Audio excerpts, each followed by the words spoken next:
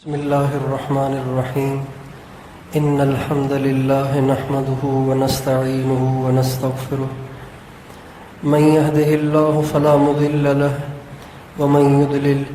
فلا هادي له وأشهد أن لا إله إلا الله وحده لا شريك له وأشهد أن سيدنا ونبينا وحبيبنا وشفيعنا وقرة أعيننا محمدا عبده ورسوله صلى الله تبارك وتعالى عليه وعلى آله وأصحابه وأزواجه وذريته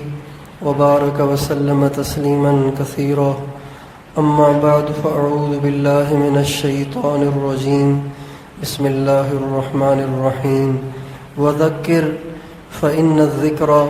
تنفع المؤمنين سبحان ربك رب العزة عما يصفون وسلام على المرسلين والحمد لله رب العالمين اللهم صل على سيدنا محمد وعلى آل سيدنا محمد وبارك وسلم۔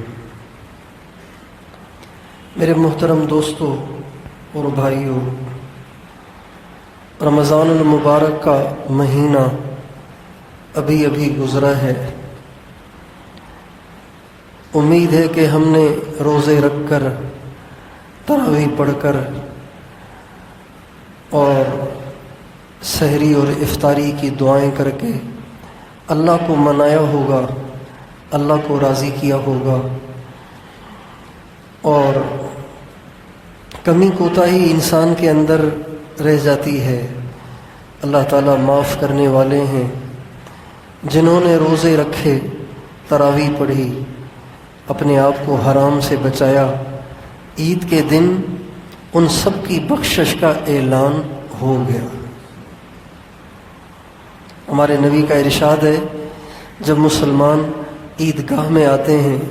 عیدگاہ میں جمع ہوتے ہیں، تو اللہ تعالیٰ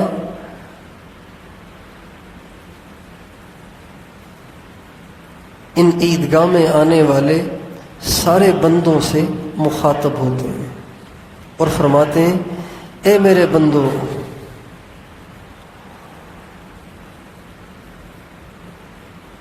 تم نے مجھے راضی کیا، میں تم سے راضی ہو گیا، اور اب تک جتنی تم سے کوتاہیاں ہوئیں ان سب کو میں نے معاف کر دیا۔ پھر اس کے بعد فرماتے ہیں، میری عزت کی قسم، میرے جلال کی قسم، میرے بلند مرتبے کی قسم، آج کے اس اجتماع میں مجھ سے جو دعا کرو گے قبول کروں گا، جو مانگو گے عطا کروں گا، دنیا مانگو گے تو بھی دوں گا، لیکن اگر دنیا تمہاری مصلحت کے خلاف ہوئی تو پھر نہیں دوں گا، البتہ آخرت کا جتنا سوال کرو گے وہ سب کا سب عطا کر دوں گا۔ تو امید یہی ہے کہ جتنا مجمع سامنے ہے یہ سب بخشا بخشایا ہے، ان سب کی بخشش کا عید کے دن اعلان ہوا ہے، لیکن انسان چونکہ بھلکڑ ہے، جلدی بھول جاتا ہے۔ اس لیے رمضان میں کچھ ہوتا ہے،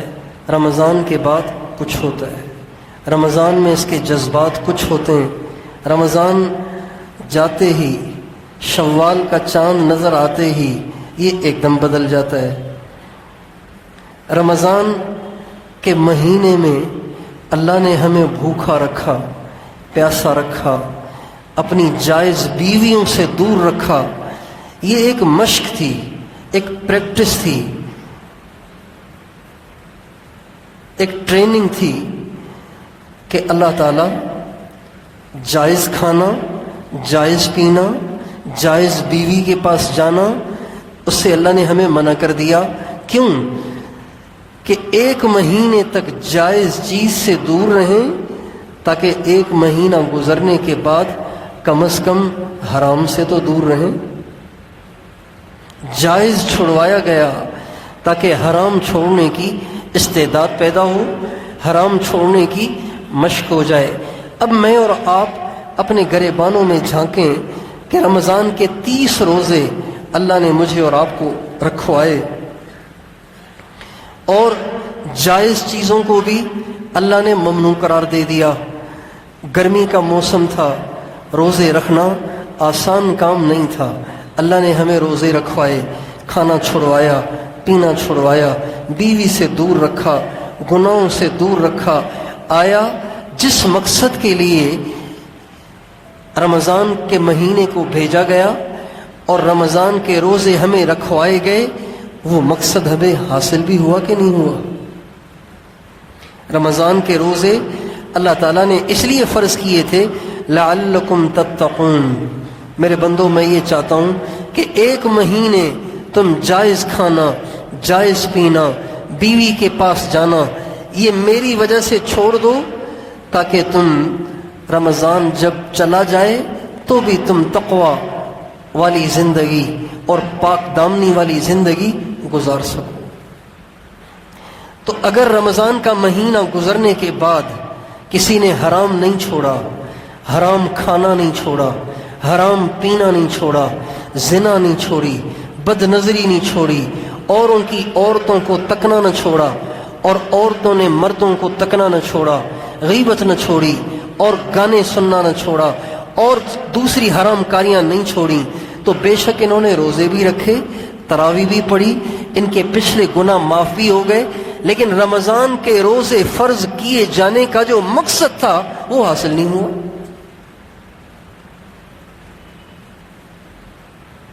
اس کی مثال بالکل ایسی ہے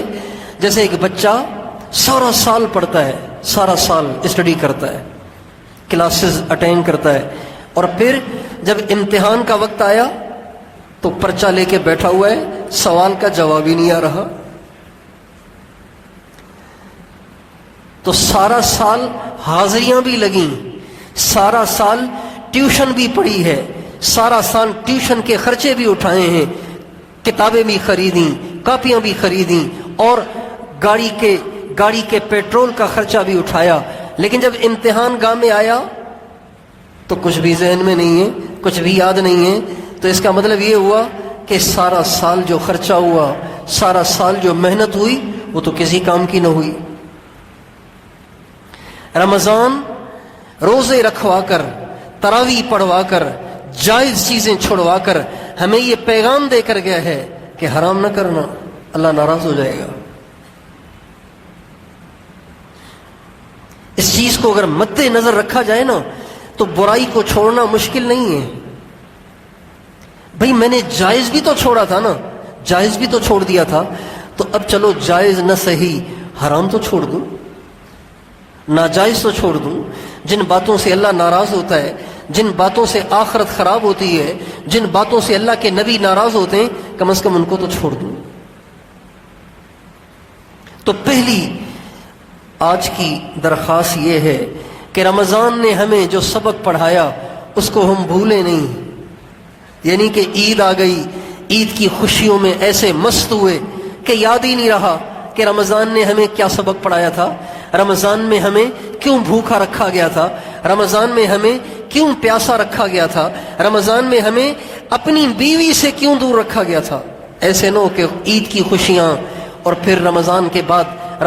بعد شوال کے آنے کی وجہ سے ہم دنیا کے کاموں میں ایسے مگن ہو جائیں اور ایسے دنیا کے کاموں میں مست ہو جائیں کہ ہمیں یہ یاد ہی نہ رہے۔ بڑا مشکل مہینہ گزارا ہے، بھوک اور پیاس برداشت کی ہے، کتنی قربانی کی ہے، تو بھائیو اس کا کچھ تو نتیجہ نکلنا چاہیے۔